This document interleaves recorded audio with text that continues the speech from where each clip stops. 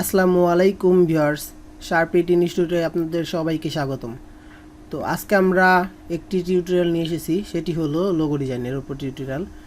তো আমার স্ক্রিনে এই লোগোটি আপনারা দেখতে পারতেছেন। তো এই লোগোটি আমরা সম্পূর্ণ বাংলায় কিভাবে সুন্দর করে বুঝতে পারি এবং শিখতে পারি, চলুন শুরু করা যাক। আর ভিডিওটি শুরু করার প্রথমে আপনাদের সবাইকে একটা কথা বলতে চাই, আমার ইউটিউব চ্যানেলে যারা নতুন আছেন তারা অবশ্যই আমার চ্যানেলটিকে সাবস্ক্রাইব করে দিবেন আর পাশে থাকা বেল আইকনটি অবশ্যই বাজিয়ে দিবেন। তো চলুন মনোযোগ সহকারে ভিডিওটি দেখুন, একটা ফোঁটা টেনে টেনে দেখবেন না। ভিডিওটি শুরু করা যাক। তো সর্বপ্রথম আমাদের কি করতে হবে, একটি নিউ পেজ ক্রিয়েট করতে হবে। তো নিউ পেজটি ক্রিয়েট করার জন্য Ctrl+N ক্লিক করে যে কোনো একটি পেজ নিয়ে নেবেন, যে কোনো মাপের। তো আমি এখানে নিয়ে নিব 1400/1000, 1400/1000। তো এই পেজটা আমি নিব। তো এখানে আমরা পিক্সেলে দিব আর এখানে RGB মোড রাখবো। তো ওকে করে দিব। তো এখানে দেখেন আমাদের একটি পেজ ক্রিয়েট হয়ে গেছে। তো সর্বপ্রথম আমাদের করতে হবে একটি রেক্টেঙ্গেল টুল নিতে হবে। রেক্টেঙ্গেল টুল নেওয়ার পরে আমাদের এখানে ড্র্যাগ করে শিফট ড্র্যাগ করে এখানে একটি টুল নিতে হবে। এখানে এতটুকু একটা টুল নিলাম, এতটুকুটা শেপ নেওয়ার পরে এটাকে আমরা বন্ধ করে এটাকে উপরে উঠে দেব। একটা দেখেন শিপ নিছি, এটাকে আমরা অল্টার প্রেস করে এটাকে আরেকটি ডুপ্লিকেট পেস্ট কপি বানিয়ে নেব, ডুপ্লিকেট কপি বানিয়ে নেব। দেখেন এই কপিটি আমরা নিলাম, দুইটাকে একসাথে সিলেক্ট করে নিচে নিয়ে আসবো, অ্যালাইন করে দিব।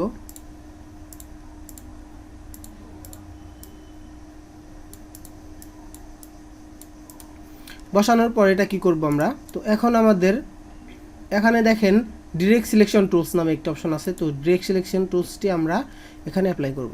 তো শিফট প্রেস করে এই কর্নারে একটি ক্লিক করব আর এই কর্নারে একটি ক্লিক করব। তারপরে এই যে দেখেন এইটাকে রাউন্ড করে দিব, রাউন্ড করে দিলাম। দেওয়ার পরে এটাকে সেম কাজ করব, শিফট প্রেস করে এটাকে একটা ক্লিক করব প্রথমে, তারপরে শিফট প্রেস করব, এখানে একটা সিলেক্ট করব, এটাকেও রাউন্ড করে দিব। রাউন্ড করা দেওয়ার পরে দেখেন দুটা শেপ রাউন্ড হয়ে গেছে। তো এটাকে একটু চাপিয়ে দিব। এখানে আমাদের একটি ইলিপস টুল নিতে হবে। ইলিপস টুলটি নেওয়ার পরে এখানে দেখেন ইলিপস টুলটা আমি নিতেছি। ইলিপস টুলটি নেওয়ার পরে এখানে আমরা দেখেন স্টকে নিয়ে আসলাম, ব্ল্যাক কালারটি স্টকে নিয়ে আসার পরে এটাকে আমরা সাদা কালার দিয়ে দিব, আমাদের বোঝার জন্য সুবিধা হবে বুঝতে। এখানে আমরা সিলেকশন টুলসটি সিলেক্ট করলাম, এটাকে আমরা সঠিক জায়গায় বসিয়ে নিব। তো দেখেন এই জায়গায় আপনার কিবোর্ডে একটি অ্যারো বাটন আছে, রাইট লেফট উপরে নিচে দেখেন একটা গেমস খেলার অ্যারো বাটনটা থাকে না, ওরকম একটা অ্যারো বাটন আছে 4টা।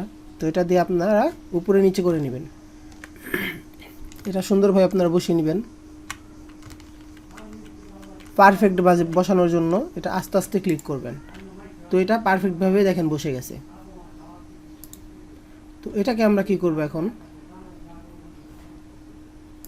এটাকে আমরা উপরে নিয়ে নিলাম। নেওয়ার পর এটাকে আমরা সবগুলো সিলেক্ট করব। এখানে শিপ বিল্ডার নামে অপশন আছে, একটা শিপ বিল্ডার নামে অপশনটাকে সিলেক্ট করব, বিল্ডার। তো এখানে আমরা অল্টার প্রেস করে এটাকে মাইনাস করে দিব। দেখেন এটা মাইনাস হয়ে গেছে। এখন এইটা আর এইটা সিলেক্ট করব, এখন এটাকে কালার দিয়ে দিব, কালার করে দিলাম এটা, ঠিক আছে। এই দুটাকে কালার করে দিলাম। এখন এইটা আর এইটা এটাকে আমরা সিলেক্ট করলাম।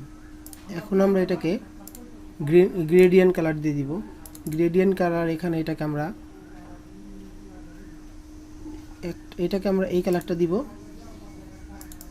বোঝানোর জন্য। তো এখানে আমরা গ্রেডিয়েন্ট কালার ইউজ করছি এবং এখানে জি প্রেস করব, এখানে মাঝ বরাবর এটাকে উঁচা করে দিব। দেখেন এটা কালারটা অ্যাপ্লাই হয়ে গেছে। এখানে আমরা সিলেকশন বাটন অন করব, এটাকে আমরা সিলেক্ট করব, এটাকে ছোট করে নিব।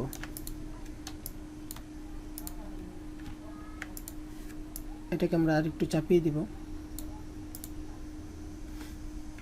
সরি, এটা সিলেক্ট করব, তারপর এটা চাপিয়ে দিব।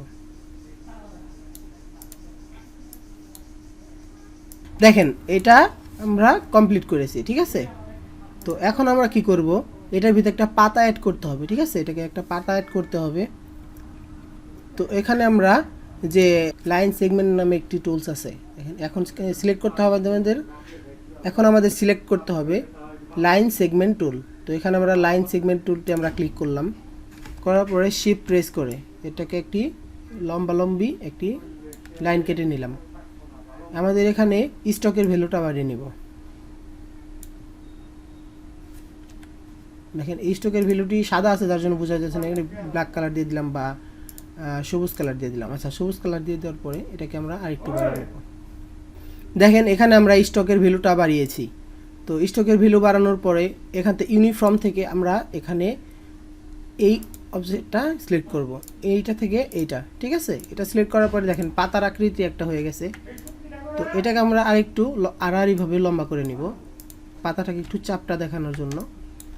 তো এই পাতাটা কি করব, আমরা এটাকে অবজেক্ট থেকে এক্সপান্ড করে দিব। এক্সপান্ড করার পরে এটা শেপে কনভার্ট হয়ে যাবে। এটা শেপে আমরা কি করব, এখন শিফটে প্রেস করে এটাকে আমরা রোটেট করে দিব। এটাকে আমরা রোটেট করলাম। রোটেট করার পর এটাকে আবার আমরা ডুপ্লিকেট কপি করব। তো এখানে কি করতে হবে, আমাদের অল্টার প্রেস করে এটাকে ড্র্যাগ করে টেনে দিতে হবে। দেখেন এটা ডুপ্লিকেট হয়ে গেছে। আর এখান থেকে আমরা কন্ট্রোল আই দিয়ে এটাকে আই ড্রপার সিলেক্ট করতে হবে। এই দেখেন এটাকে আই ড্রপার বলে, ক্যান্সেল। এটাকে সিলেকশন টুলস নেওয়ার পর এখানে আই ড্রপার নামে একটি টুলস আছে। তো এখানে আই ড্রপার টুলস সিলেক্ট করব এবং এখানে গ্রেডিয়েন্ট কালারটি অ্যাপ্লাই করে দিব। তো গ্রেডিয়েন্ট কালার অ্যাপ্লাই দেওয়ার পরে এটাকে আমরা একটু জুম করব। দুটি পাতা আমরা এক করেছি, দুটি পাতা এক করার পরে এটাকে আমরা সমানভাবে বসিয়ে দিলাম। বসানোর পর এখানে আমাদের দেখেন এখানে পেন্সিল টুল নামে একটি অপশন আছে, পেন টুল নামে অপশন আছে। পেন টুল দিয়ে এখানে আমরা কি করব, এটাকে বাইরে একটা ক্লিক করব, করার পরে ভিতরে একটি ক্লিক করব, বাকিয়ে নিয়ে একটি ক্লিক করব, করার পরে এটার যে অ্যাঙ্কর পয়েন্টটা আছে এটাকে আমরা লাঠিটাকে কেটে দিব। কেটে দেওয়ার পরে এখানে আমরা আবার সেম টু সেম বসাবো। তারপরে আমরা কি করব, এটাকে আমরা আবার বাকিয়ে দিব। এটাকে আমরা এইভাবে বাকিয়ে দিলাম। দেওয়ার পরে দেখুন অ্যাঙ্কর পয়েন্টের সাথে মিলাতে হবে, অ্যাঙ্কর পয়েন্টের সাথে অ্যাডজাস্ট করে দিতে হবে, তারপরে এটা অ্যাডজাস্ট হবে, তাহলে হবে না। তো এখানে আবার আমরা শিপ বিল্ডার টুলসটাকে সিলেক্ট করবো। এখন কি অল্টার প্রেস করে এই মাঝখানের অংশটুকু আমরা মাইনাস করব, জাস্ট মাঝখানের অংশটুকু, ঠিক আছে, মাঝখানের অংশটুকু আমরা মাইনাস করে দিলাম। তো এখানে আমরা সিলেকশন টুলসটা আনলাম, আনার পরে এটাকে দুটাকে আমরা কন্ট্রোল প্লাস জি গ্রুপ করে নিব। কন্ট্রোল জিতে গ্রুপ হয়। গ্রুপ করার পর এখানে আমরা বসিয়ে দিব। দেখেন এটাকে আমরা সিলেক্ট করব, এখানে আবার আমরা বিল্ডার টুলটাকে সিলেক্ট করব, সেই বিল্ডার টুলসটাকে এখানে আবার অল্টার প্রেস করব, এটাকে মাঝখানের অংশটুকু আমরা মাইনাস করব, আবার মাঝখানের অংশটুকু মাইনাস করলাম। তো তাহলে আমাদের দেখেন এটা একবারে কমপ্লিট, এই লোগোটি কমপ্লিট। আমাদের এখানে লিখতে হবে এখন বিজনেস লোগো এবং কি ট্যাগলাইন, বিজনেস লোগো, ঠিক আছে। তো এখানে আমরা টি সিলেক্ট করব, টি নামে একটি অপশন আছে, দেখেন টি টাইপ টুল টাইপ। তো এখানে আমরা সিলেক্ট করব, করার পরে এটাকে আমরা 72 করে দিব, এটারই বড় করব, ঠিক আছে। এখানে লিখব বিজনেস,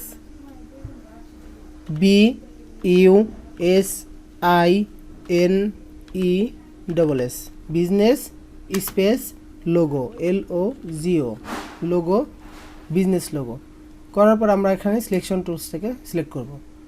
এখানে আমরা পপিনেস ফন্টটি ব্যবহার করব, পপিনেস ফন্টটি ব্যবহার করার পরে এটাকে আমরা বোল্ড করে দিব।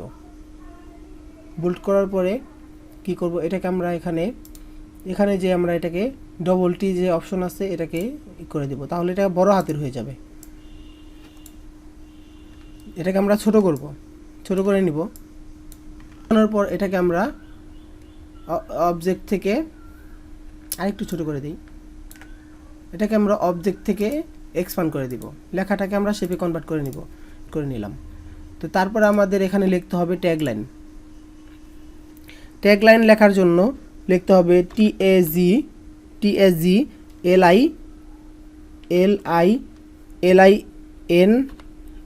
Line, TAGLINE line, tagline. আবার সিলেকশন টুলস থেকে সিলেক্ট করব, এখানে আমরা পপিং স্পনটাকে একটা বোল্ড দিছিলাম, এটাকে আমরা এখন বোল্ড দিব না, এটাকে আমরা ছোট করব। আচ্ছা, এটাকে আমরা লেখাটাকে ছোট করে নিলাম। ছোট করার পরে যেটা আমাদের করতে হবে সেটি হলো এখান থেকে এই অপশনটাকে আমরা সিলেক্ট করব। ঠিক আছে, এখানে সিলেক্ট করার পরে দেখেন এই যে ভিএ নামে একটি অপশন আছে, ভিএ, এটা থেকে আমরা এটার মাঝখানে বরাবর স্পেস রাখার জন্য, সমানভাবে স্পেস রাখার জন্য এটাকে আমরা দিব 1000 দিয়ে দিব, 1000। এখানে ইন্টার দিব। ইন্টার প্রেস করার পরে দেখেন এই লোগোটি, এই ট্যাগলাইনের যে অংশটুকু এটা বড় হয়ে গেছে। ঠিক আছে, এই লোগোটি আমাদের কমপ্লিট হয়ে গেছে। ঠিক আছে, এখন আমরা এই লোগোটি কোন কোন জায়গায় ব্যবহার করতে পারি, দেখেন এই লোগোটি আমরা কোন কোন জায়গায় ব্যবহার করতে পারি সেটা এখন আমরা আপনাদের দেখাবো। দেখেন এই লোগোটি আমরা তৈরি করেছি, তো এই লোগোটিকে আমরা এখন একটা জায়গায় ব্যবহার করব, সেটার নাম হলো শপিং ব্যাগ। তো শপিং ব্যাগে এই লোগোটি ডিজাইন করলাম। এই লোগোটি যদি আমরা শপিং ব্যাগে দেই তাহলে এটা মকআপ করে দেখা যাইতেছে, এটা মকআপ করে দেখাইতেছে আপনাদের। ঠিক আছে, এটা আপনারা আগে পিএস সফটওয়্যার আসবেন, আসার পরে একটি মকআপ ফাইলটা আমরা ড্র্যাগ করে এনে পিএস সফটওয়্যারটার ভিতরে অন করব। করার পরে দেখেন এখানে উপরে একটা রাইট বাটন আছে, তো এখানে রাইট বাটনে ক্লিক করব এবং কি Ctrl+S নামে এটাকে সেভ করব।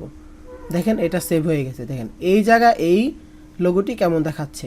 তো এই লোগোটি আমাদের একটি ব্যাগের ভিতরে অ্যাপ্লাই করলাম, তো ব্যাগের ভিতরে অ্যাপ্লাই করার পরে এরকম দেখাবে। তো আপনারা এটা সৌন্দর্যের জন্য এটা ব্যবহার করতে পারেন এবং কি এটাকে আপনারা যে কোনো ভাইয়ারের কাছে পাঠানোর জন্য এটা ব্যবহার করতে পারেন। ভাইয়ারের যে জিনিসটার উপরে ভাইয়ার কাজ করবে সেই জিনিসটার উপরে যদি আপনি মকআপ করে দেন তাহলে ভাইয়ারের কনসেপ্টটা বুঝতে আরও সুবিধা হবে। তো ধন্যবাদ, আজকে ভিডিও এই পর্যন্তই। যারা যারা আমার ভিডিওর সাথে ছিলেন অবশ্যই চ্যানেলটাকে সাবস্ক্রাইব করে দিবেন এবং কি পাশে থাকা বেল আইকনটি অবশ্যই বাজিয়ে দিবেন। তো সবাই সুস্থ থাকবেন, ভালো থাকবেন, আল্লাহ হাফেজ।